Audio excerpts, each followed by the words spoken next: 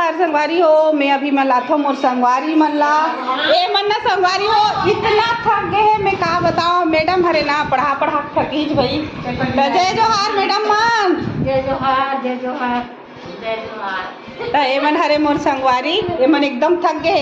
तुमन का करे आज पेपर पेपर देबो का? हाँ पेपर दिलाए गए हैं कॉलेज।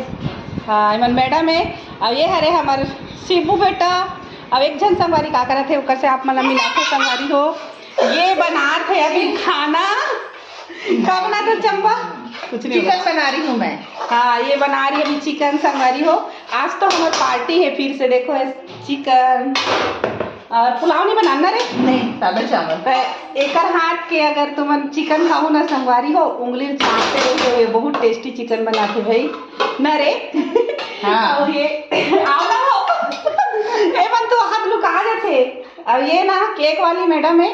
अगर आप मन सुकमा क्षेत्र में देखा था ना देकर से केक बस संपर्क कर एकदम सुंदर सुंदर केक बनाते ना वो। और ये हमारी दीदी थक गए वो पढ़ा के। इतना ज्यादा मत पढ़ाओ नहीं तो मैं लब्बड़ होशियार करो तो तू ही बोले। हम पढ़ेंगे कॉलेज में पेपर दे। अब एवं खुद मैडम हो कभी खुद भी पढ़ाई करते संगवारी हो। अभी हम बनाथन पार्टी ना। अभी का खाते मिक्सचर। जहाँ मैं आ गई ना संगवारी वहाँ हल्ला होना जरूरी है।